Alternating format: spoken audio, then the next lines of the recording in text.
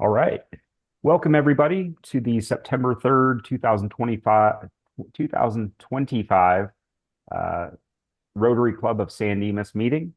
My name is Mike Wallace. I'm the president of the club. I'm also the president of Better Home Financial, a mortgage and real estate brokerage here in San Dimas.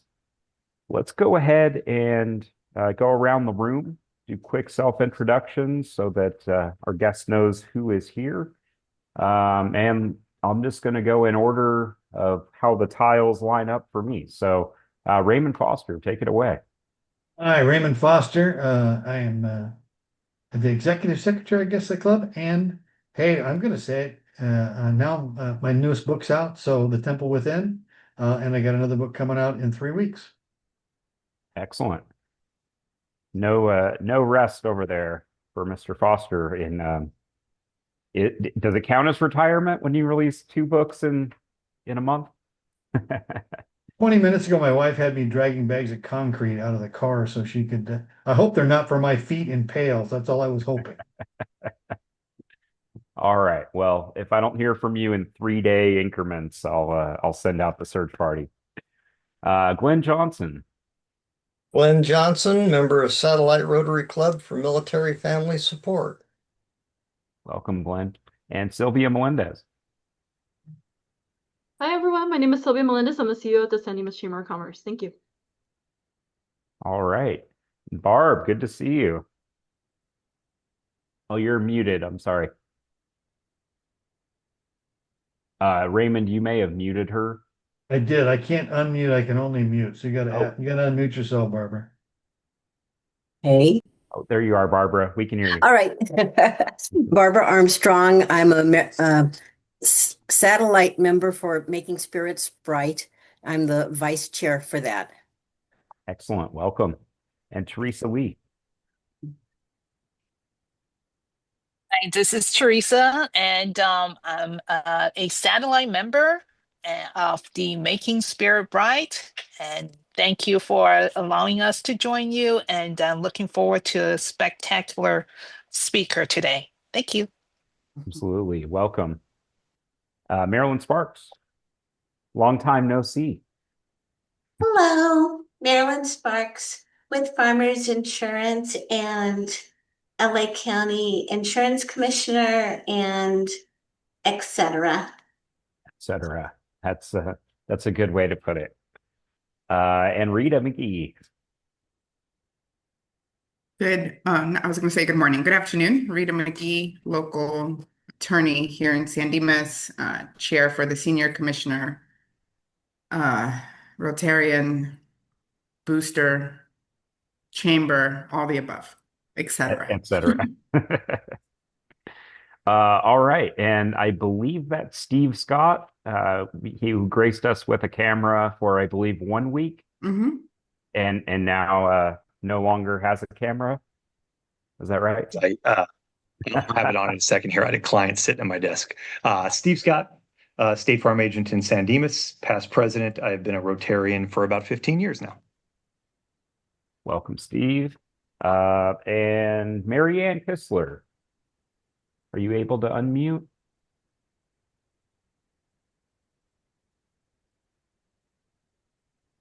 Okay, we'll see if we can get Marianne on a little later. Dominic Torres. How's it going, Dominic Torres, chair of the Satellite Rotary Club, and does a bunch of other stuff in the city. Yo. Excellent. All right, another etc. So, without further ado, let's go ahead and get into our speaker. Quick bio. Carlos Diez Jr. is the founder of Peripheral Media, a lead generation marketing agency helping business to consumer service providers scale their businesses through data-driven strategies. From attorneys and contractors to HVAC companies, therapists, and beyond, Carlos and his team specialize in driving qualified traffic with Google Ads, search engine optimization, Yelp advertising, while turning websites and email campaigns into high-performing conversion systems. With clients across the U.S. and in 3 other countries, Peripheral Media is trusted to deliver not just leads, but sustainable growth opportunities by pre-screening and nurturing prospects so businesses can focus on closing their best opportunities. Alongside his work in marketing, Carlos is deeply committed to community service and philanthropy. As co-chair of the Public Schools Advisory Council in Orange County and Long Beach, he helps raise tens of thousands of dollars annually to support early childhood literacy programs, such as Raising a Reader. He also contributes to initiatives such as United Way of Greater Los Angeles and Masons for Mitts, which provides under-resourced youth with baseball mitts through partnerships with California's Major League Baseball teams.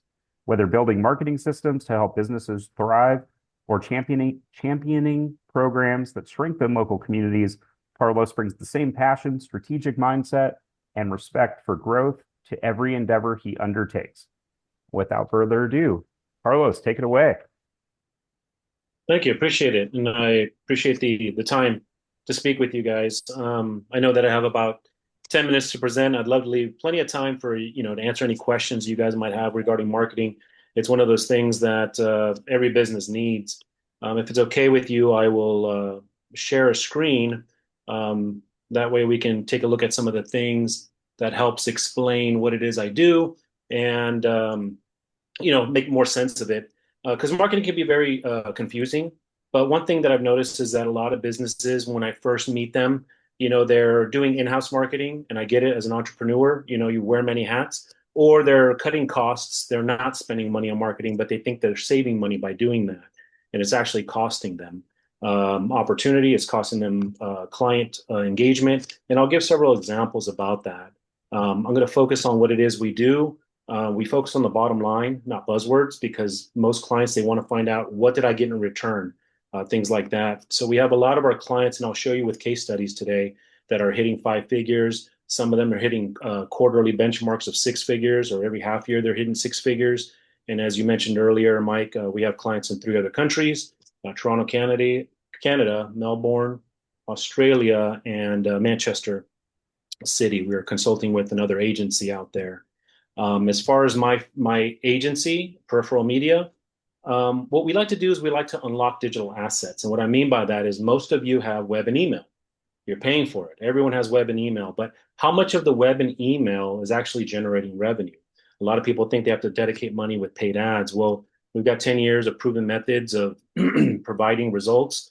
Our client retention is about 83% because of the results we provide them. They're obviously very happy with that, and it's helping them grow. As well as we provide white label services, which means we don't replace your team. We actually partner with them. And so we can do the heavy lifting, we can drive the traffic, and we can even pre-qualify them. That way you and your team, they focus more with onboarding and providing services, which is the main thing you do. A couple of ways we do this, as I mentioned, it's lead generation marketing, which means we generate leads through different various methods. That being said, we can tie right into your CRM platform, or where you have all your clients, so that we can create a system. And if you don't have that, it's okay. We can create a standalone system that helps bring them in, take them in, and create them into a pipeline. Because without a system, you really don't know who's where. So it's hard to keep track of that.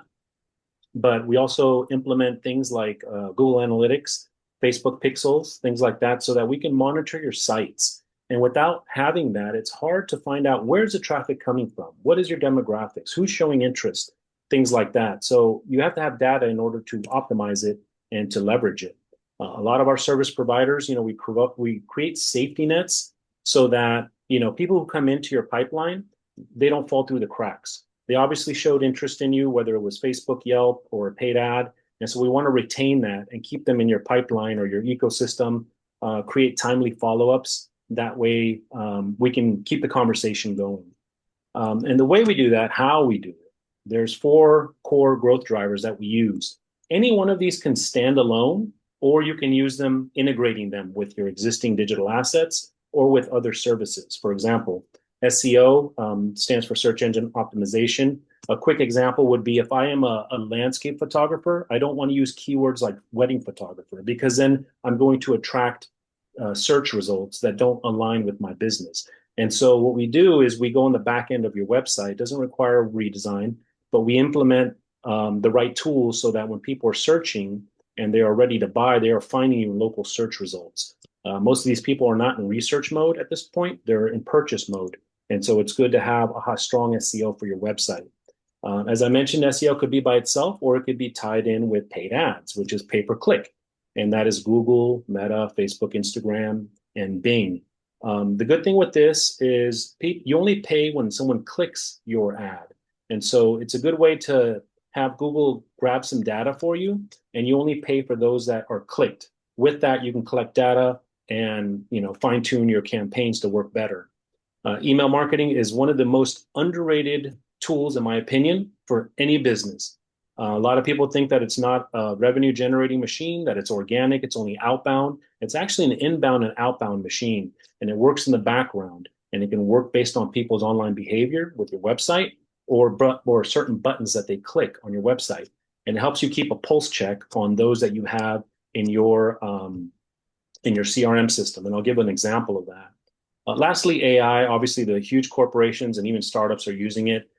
It's necessary, in my opinion, nowadays. I can find various ways to use this. There's not a one size fits all, but AI, in short, it's a way we can data dump it. We can give it data, or it can scrape your email so that it knows just as much as you, if you were on a phone call, how to answer a question. It can answer questions in real time. It can help you with customer support. It can even help you on the back end, meaning ways of simplifying some of the methods you do in-house. So it can be an asset to you, or it can help you with prospecting. That being said, I'll show you some examples of how we've used this to help some of our clients throughout the United States. First and foremost, SEO. We did this with an academy school in St. Petersburg, Florida. They had the difficulties of matching their keywords with what people were searching. For example, the photographer I was telling you about earlier, they did not have results when it came to people who were searching for boarding school in Florida, military schools in Florida. Their site was not coming up. That was a challenge. The resolution that we provided was, let's implement Google Analytics so we can find out what's your strongest page, what sections are people staying on the most. We researched Google Search Console. We built quality backlinks. And all of this, in short, what it did is it helped improve their ranking on Google from 1,000 to about 5,000 plus keywords. Their search results increased. They got traffic up to 42,000 with over 2 million impressions. What this did is it helped increase their student enrollment within one school year. Pay-per-click, as I had mentioned before, we have a client here in the Inland Empire. We've been working with them for about 3 years, and we're doing 3 services: Yelp, SEO, and pay-per-click. They spend anywhere from $4,000 to $5,000 a month on paid ads. But what that does is, you can see here, it gives them about 330 conversions.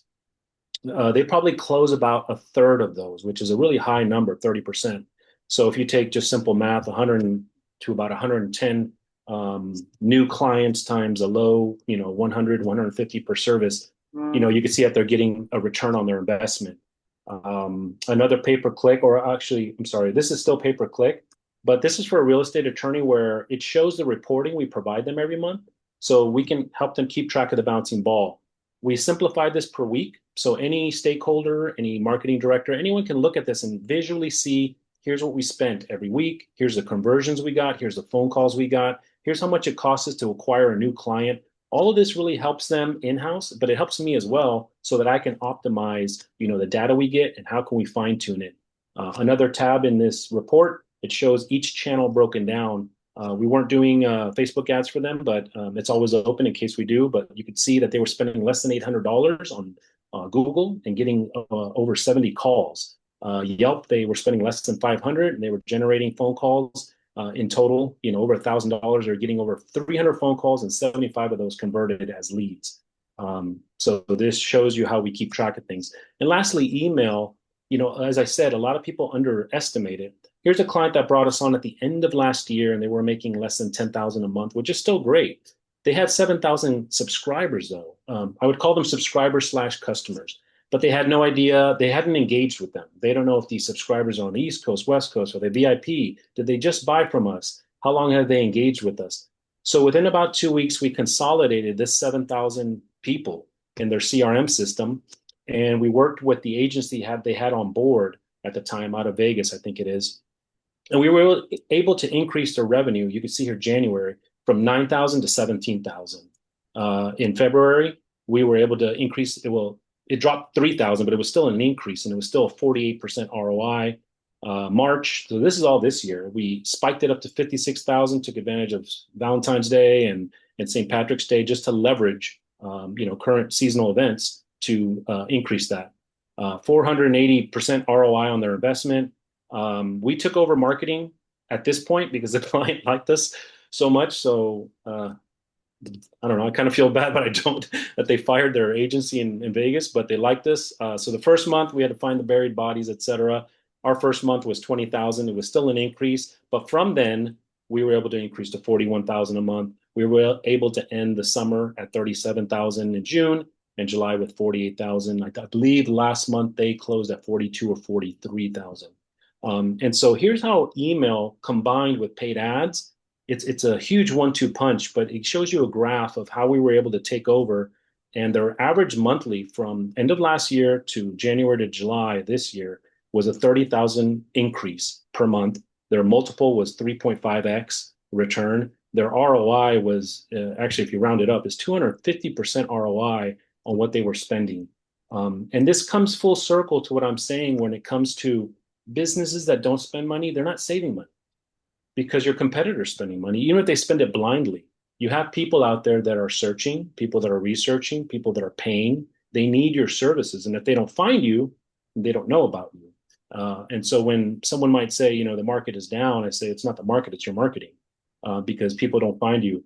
And I help them increase their online presence so that people can find them and help them, start increasing their business.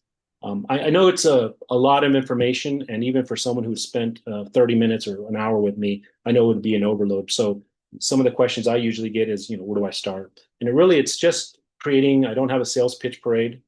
It's just really scheduling a no risk, no obligation call with me. With that, we can find out where your true North Star is. And that way, here's where I'm at, here's where I need to go. And we connect the dots in between to let you know, here's what it's going to take. I would look at this for an average budget, etc. That way, you know where to go. Regardless, you would walk away with actionable items. But I don't want to leave plenty of time to answer any questions you might have, any hypotheticals. I'd be more than happy. My information's right here. I can leave it up for a minute. That way, you guys can schedule an appointment if you'd like.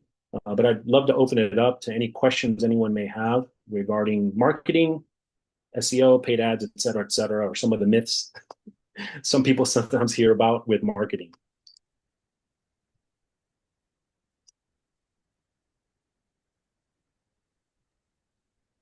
All right, great. Thank you, Carlos. I'll open it up to questions. Marilyn, I see a hand. We'll start with you.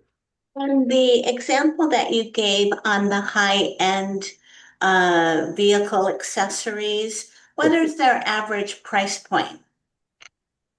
Their average price point, I wanted to say it was, some of their products run anywhere from $50, whether it's a simple car mat, to accessories with spoilers, which is a couple thousand. So it's hard to gauge it like it would be for an attorney or a plumber, which I can get an average.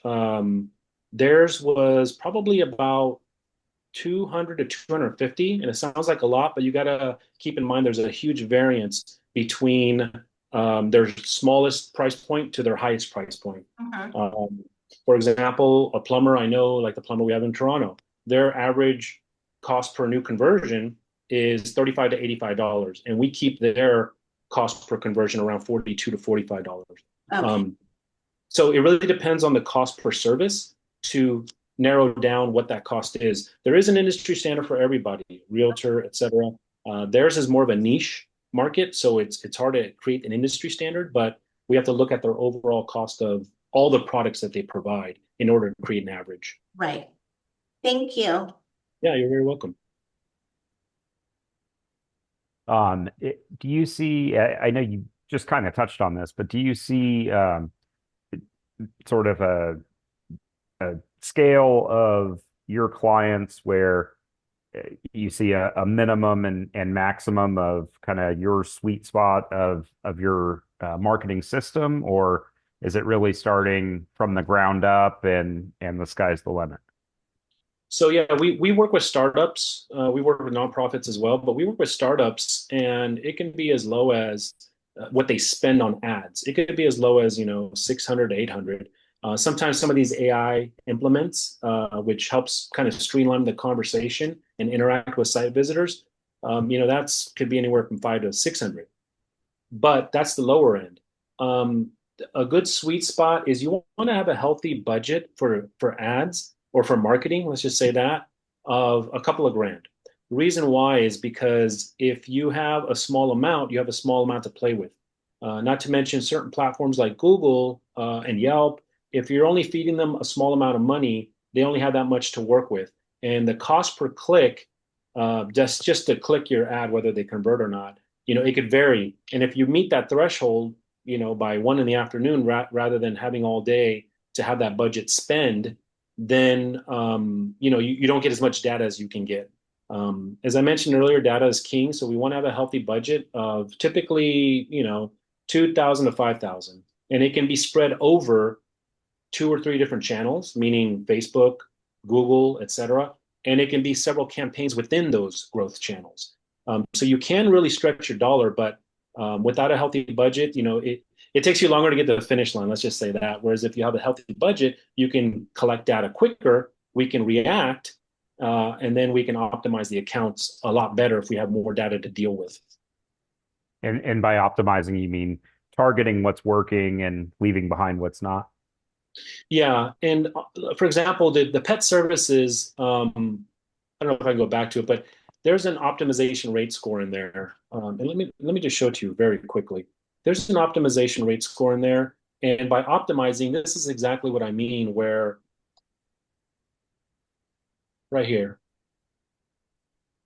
So if you see right here where this arrow is, a lot of people, and here's a mistake, I'll give you food for thought. Here's a mistake that some people do when they do their own marketing. Go for it. You can do it. I'm not saying you can't do it, but they think that ads are set it and forget it, which means they create the ad, they have keywords, they have whatever, and then they let it sit there for 2, 3 weeks, 4 weeks, 5 weeks. What happens is Google will make a lot of recommendations in here. And if you don't go in here at least once or twice a week to optimize it, that means fine tune it, tweak it. Google can make recommendations. And you want to tell Google, no, don't do that, or yes, that's a good idea. Because the more you can tell it, that was a good lead and this one was not, it goes out and finds more like that. It says, oh, that's a good lead. Let me go get you more of those. And if you don't optimize your campaigns, it starts just kind of floating and it starts guessing that what it's doing is good.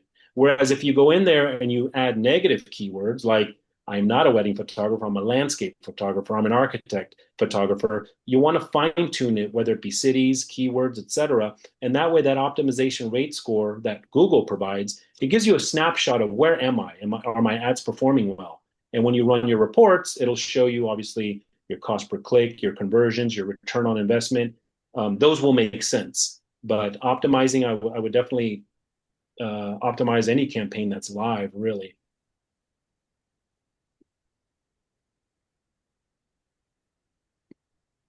Right. Any other questions?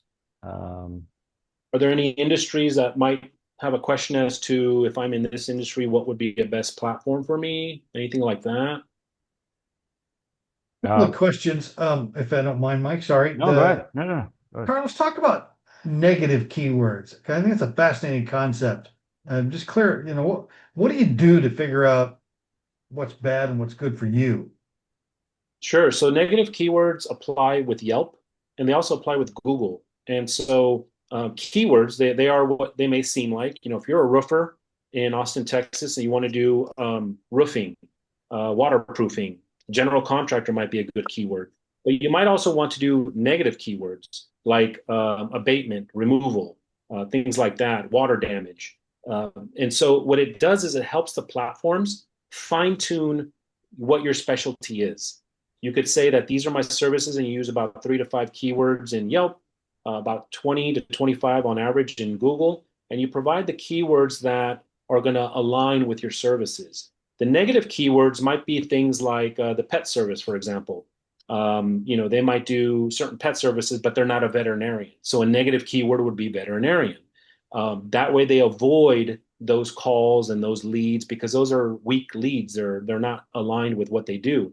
And the other thing too is you pay for those clicks. So the more you can alleviate the people who are not aligned with what they're looking for with your service, the better and the warmer your clicks and your conversions and your leads are going to be. So you pay for it. So you could see two or threefold the advantages of having strong keywords and having negative keywords as well. The other thing too is you can have very, very popular keywords like a plumber. I mean, plumbing. That's just going to be a very popular keyword, which means every plumber is paying for that. And the one who pays the most will probably get the lead. But if you can have other keywords associated with that, like you specialize in sump pumps or waterless or tankless water heaters, you include those keywords as well. That way, you enter the funnel with plumbing, like, yes, that's no pun intended, but yes, I need a plumber, but then I also need someone who specializes in tankless water heaters. So you start fine tuning the search for them. Keywords is really the backbone of a lot of these paid ads. And the second question I had, sorry, Mike, is so what you do with a client in the first couple of weeks, would this be described as click testing? In other words, we're going to run some stuff and see how the leads come in and see the condition of the leads. And so we can fine tune down to the advertising based on what's going on online, whether the platform is Yelp or Google or Facebook. Yeah, there is a little bit of a learning curve. I mean, you will see conversions in the first 30 days. But the first month to 2 months is really figuring out what the formula is, seeing who's reacting, seeing the demographics. Are people using mobile more than desktop or tablet? And so you want to spend less money on tablet, more money on mobile. And for example, the pet service, like 90% of his inquiries come from mobile. So we focus majority of our budget on mobile than we do on desktop or tablet. Things like that, you want to optimize it. Whereas if you have a split 30-30-30, and a majority of your leads, they use mobile devices to find you, then you're not, you're not stretching your dollar as much as you can.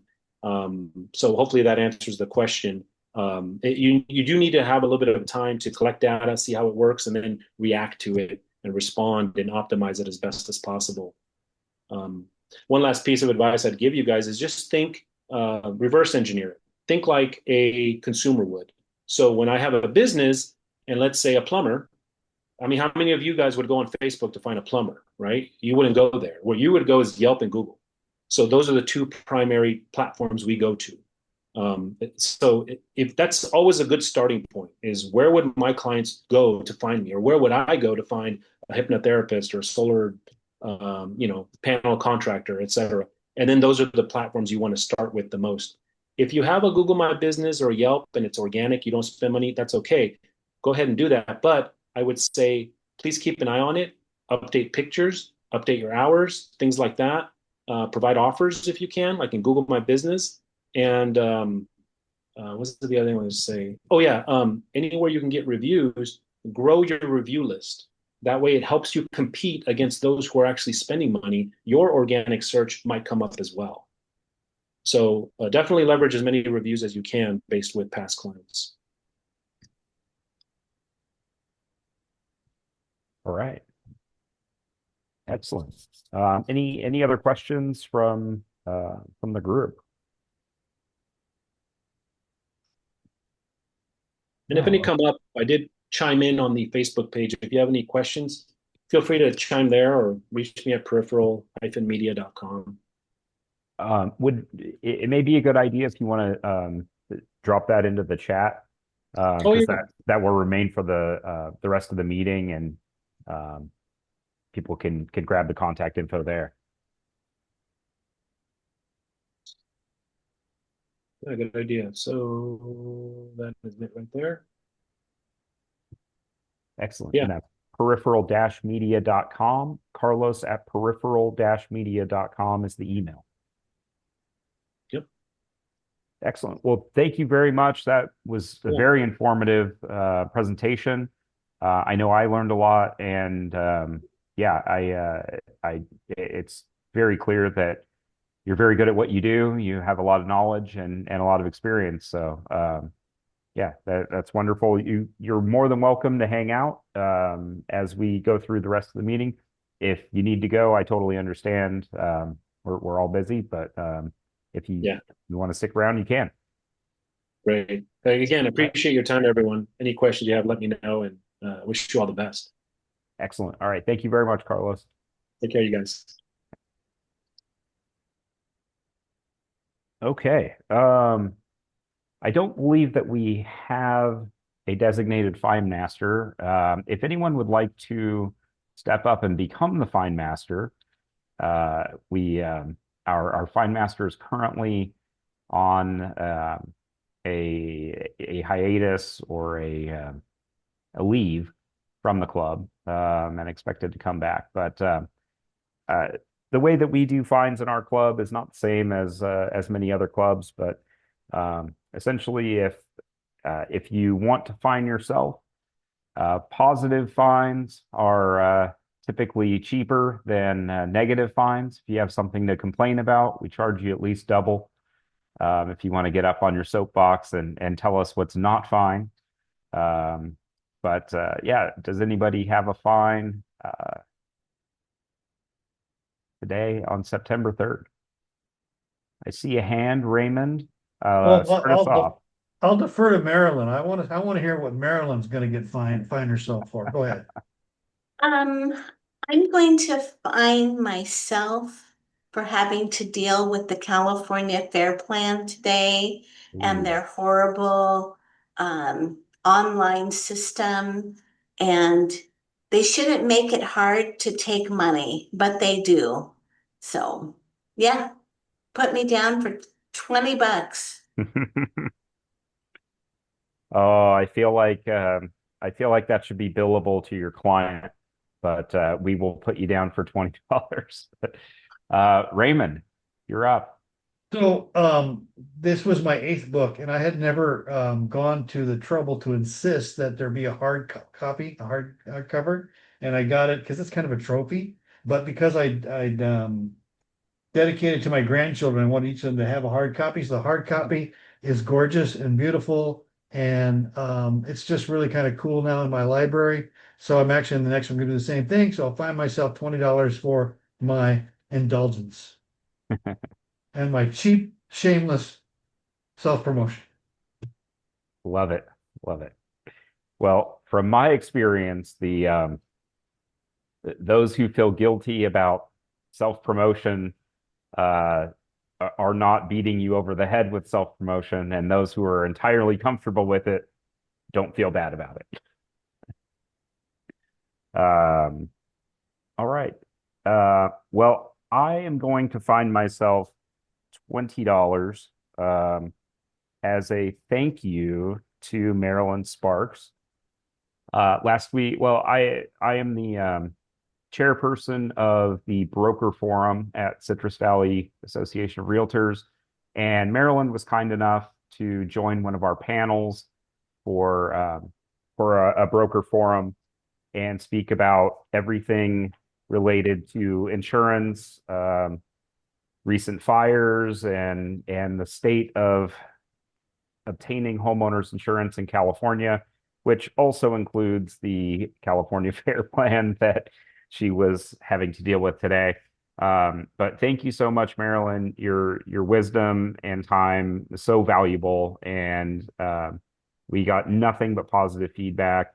I also wanted to apologize to you. I feel a little bad because we had over 50 RSVPs and signups, and only ended up with maybe half of that logging in and coming into the room. So, but I did want to thank you, and it was very valuable to those who were able to attend.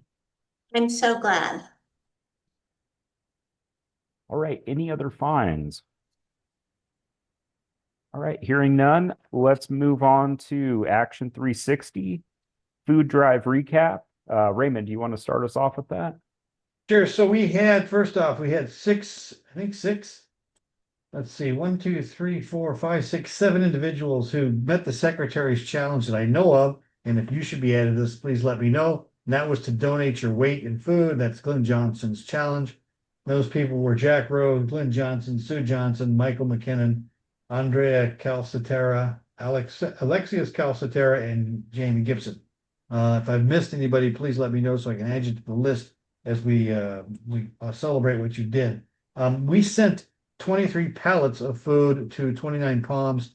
We could have loaded another 6 pallets, so there was at least 6 of odd pallets. We're going to go with a total weight out there of 6 tons.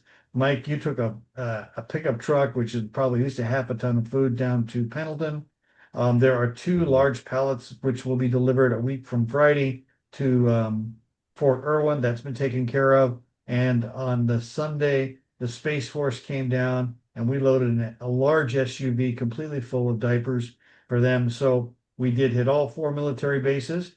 We had over 6, or I'm going to say 6 tons of food. We've done 40 tons since 2022, and we took in donations of $5,016.30.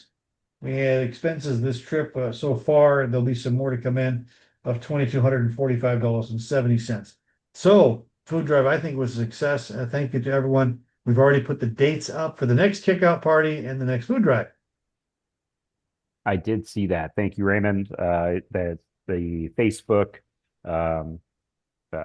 events, I guess, have already been posted, and I've already clicked that I'm going. And so, and that really helps a lot, because when I click that I'm going to an event, it shows up on my timeline and my friends see it as a post that I made, even though all I did was just say I'm interested in attending this event. Before we move off that, Mike, Teresa, could you tell us about where the 13 pallets came from? You might tell us specifically that organization. It's actually the Buddhist temple, Shi-like temple. They have donated 13 pallets, and we have some other stuff that we were able to gather. Those were they donated a lot of rice, mac and cheese, cereal. I saw some diapers as well. They have some baby wipes, and one of my customer imports baby wipes as well. So we got some Korean brand baby wipes, and in lieu of their payment, because they pay slow, so we penalize them that pay us with your baby wipes.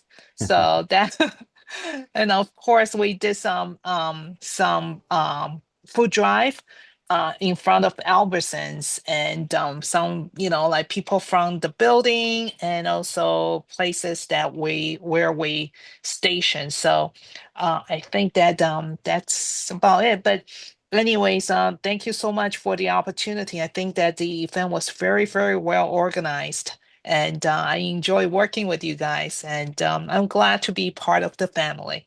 Thank you. Excellent. We're glad to have you here.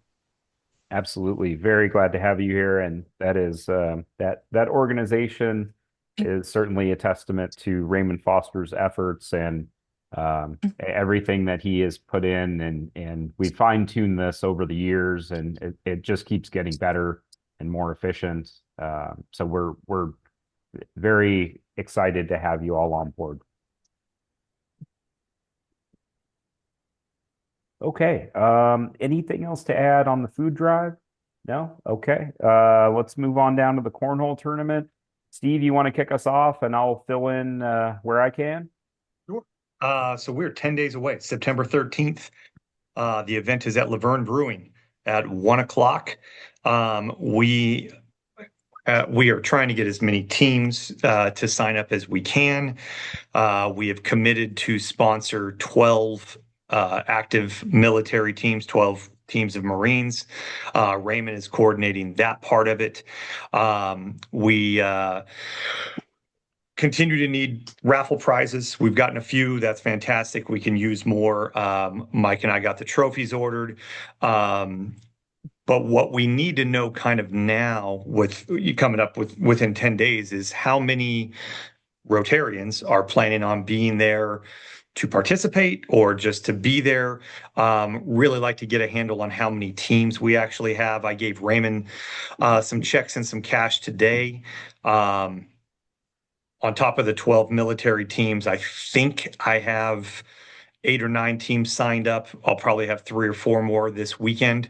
But I would love for the Rotarians in the club to also be there as with teams. I have a lot of husband and wife teams, father son. So whatever team composition you have is wonderful. We just love to see you all there. So yeah, that's kind of where we are right now. Yeah, that sounds great. I certainly echo that we need teams. We we want a strong showing. We can't sponsor and get all these young military kids down here and then let them just run away with this tournament. We need to show them that we can play as well. But yeah, if you know anybody, whether they really will enjoy the game or they just want to come out and support or they want to have a nice Saturday at a brewery, it's going to be a great event, and the more the merrier. And we would absolutely love to kick off this first year with a lot of teams and kind of start with a bang. I know Raymond is either going to pick up my check or He picked it up. Oh, I already got it. All right, Yep. Excellent. And that was for Elaine sponsorship, sponsoring a military team and my personal team that's going to play. So We do have one more spot for a lane sponsor as well. We 'cause filled we have 3 of them, so three, we but have we one more.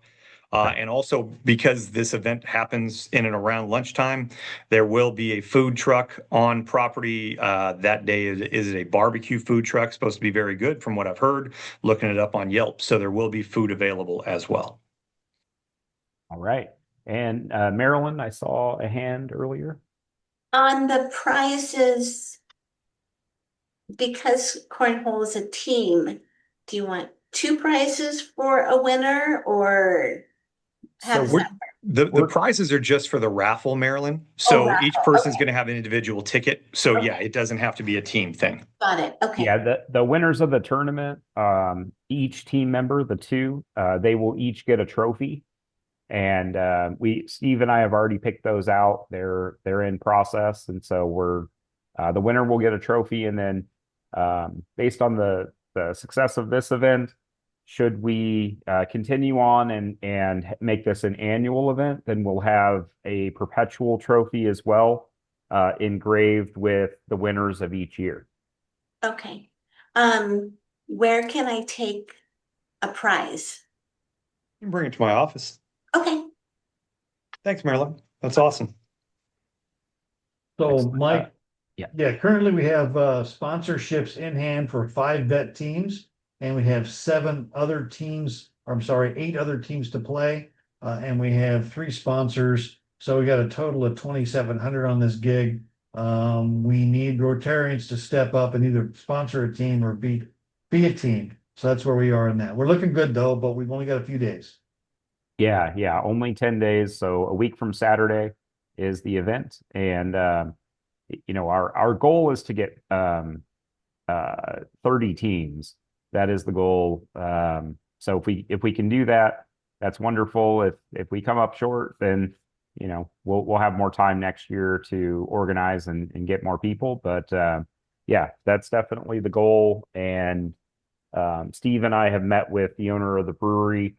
They do this like clockwork. They actually do a tournament every Tuesday night. And so they have like an app with software that essentially runs the whole tournament for them on an iPad. And they just say, all right, you guys are on the Steve Scott State Farm court and you need to play your game now, or you're on Better Home Financial court and you're up next. So yeah, that's where we are with the cornhole tournament. And moving on to the Marine Corps dinner. So the dinner, we've sold about $10,000 in tickets so far, or promised to be sold based on the ones that have been handed out. We've collected in a little over $3,000. We did get our first sponsor today, which was a Walnut Valley Rotarian body sponsorship for his real estate office, a bronze sponsorship for $500. So that's starting to build. The flyer will be ready from the printer sometime, probably Friday, and then the mailing will go out very shortly. And flyers, I'll have the JPEGs for everybody else to spread around, as well as the new flyer. We did get our keynote speaker. That piece is in. It is Colonel Todd Zink. He is a three-time combat leader, decorated war leader. He's been in Somalia, Afghanistan, and Iraq as a combat leader. He was also the G3 for the 1st Marine Division. So he basically did the logistics for 22,000 Marines. And at the same time, because he was a reserve Marine, he's an LA County District Attorney, and he's in charge of the hardcore gang unit. And that's what he currently does. And so he's excited to be our speaker. And we'll also have the Lindy sisters will be back. There'll be a 20-piece fife and drum corps. There's beef, chicken, and vegetarian. There's going to be cake. It's all really shaping up. If you have not got your tickets yet, you must order your tickets soon. That's all I got, Mike. Any questions on that? I got my tickets. I just need to send back the beef, chicken, or vegetarian option. Yeah, make sure people send back the meal thing because we are tracking that, and we will need some volunteers. I know that the Making Spirits Bright Committee is going to help with the decorating. We're also going to need volunteers that night to check in people because we got to make sure they're there. It's going to be a little bit more formal than it has been in the past, but we're doubling the size, so it's very exciting to either do very well or to fail spectacularly. I don't know which one, but I'm excited either way. That is certainly not how I operate, nor Steve. So it's good that somebody likes the thrill of possibly failing spectacularly. But I can help out. I did buy 2 tickets, but I don't mind helping out that night. Whatever needs to be done, I'm available. Okay, let's check out the calendar of upcoming events. Okay, so if you go to the website, I've done all the dates through the end of the year, which is very good. But I'll tell you, we've got some great speakers coming up. Our next speaker will be Ben he does a Soul Like Fire, and he is a Rotarian, and he's a motivational speaker. He's going to do something called RILA for adults, and that's Rotary Youth Leadership Academy. So it'll be very interesting. After that, Natalie from the San Gabriel Valley Council of Governments. Then Rudy Hayek, he's a Rotarian. He's going to talk to us about he's the District 5300 mental health coordinator. Mental health is coming to the forefront in Rotary in our thing. And then, of course, by then we're having the dinner. And then we've got this fella, Frashant, is going to talk about human and artificial intelligence collaboration. Anyway, so we got the speakers all the way out through January 7th. So if you have a speaker that you'd like to hear something from, let me know. We have plenty of spots after the first of the year. That's the calendar, Mike. Excellent. Thank you, Raymond. And don't forget, board meeting next week and our district governor's visit through Zoom will be Wednesday, September 17th at noon. And that's a very important meeting. She will come in and share her vision for the year for the district, and we'll be able to ask her questions as well. And I'm sure that she's going to have quite a few questions for our club, specifically around our growth in membership and the positive work that we've been doing here in our community. And of course, the cornhole tournament, September 13th. And that brings us to the 4-way test. I will go ahead and knock this out. I have been organizing my office, and it is back up on my wall. I didn't take it down. I'm at my my temporary office, I guess you could say, on my laptop, because the audio and visual tends to be better out here than it does in my office. But the Rotary 4-way test is an ethical guide developed by Rotarians to make sure that we're acting in good faith, and to make sure that what we're doing is on sound ethical ground. And it is of all the things we think, say, and do. Is it the truth? Is it fair to all concerned? Will it build goodwill and better friendships? Will it be beneficial to all concerned? And I've said this a million times, but for our newer members, this is a four-way test. I like to think of this as a four-way stop. I can think of many examples where you could say something that is true and is fair, but not beneficial, or something that may pass three of these tests, but will not build goodwill or better friendships. And in passing all four of these tests of what we think, say, and do, you can be sure that you're acting in good faith and in a positive way that is going to positively impact everyone involved. And that's today's four-way test. Any closing remarks? Anything that anyone wanted to bring up? Any events that we didn't talk about that are coming up that you'd like to highlight? No? If anybody talked about it, but the San Dimas Beer and Wine Walk is coming up. I don't know if it was mentioned, but it's on Saturday, October the 4th from 5 to 8 in downtown San Dimas. Tickets are now available at Ace Hardware, at the chamber office, or online. Thank you very much. Excellent. And also, Thank you. was the wellness fair mentioned? Sorry, I was in and out of the meeting. It was not. No, not yet. Raymond Well, or Marilyn? Wellness Fair. Marilyn, tell us about the Wellness Fair.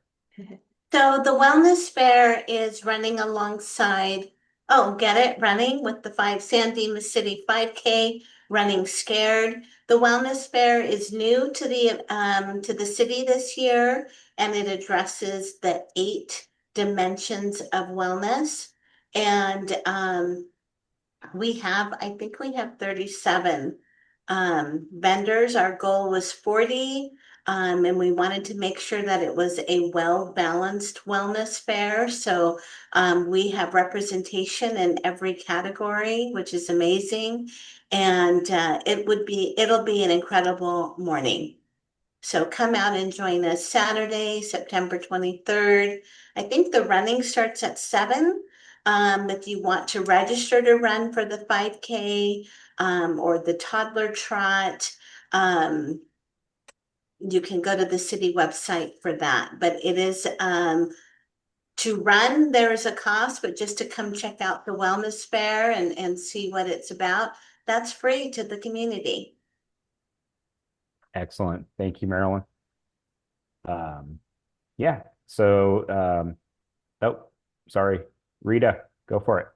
Wanted to bring up the Business Watch this Friday with our local San Dimas sheriff. They'll be having it at the Walker House at 8:30. Some of us met the new captain today. Mike, correct me if I'm wrong. He seems like Ryan Vienna's brother.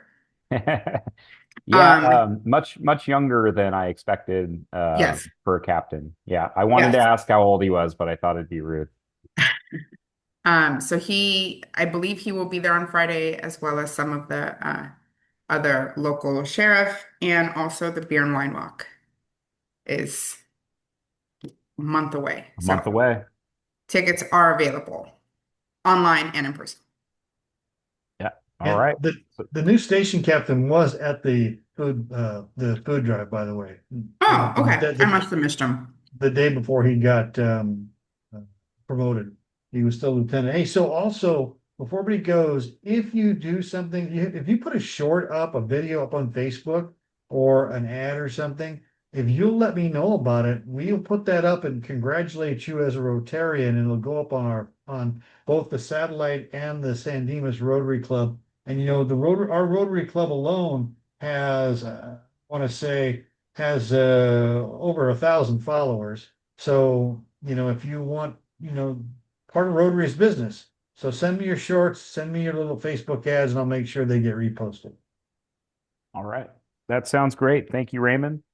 Thank you, everybody, for attending and for interacting. It's a good meeting, good presentation. And yeah, I will see everybody soon.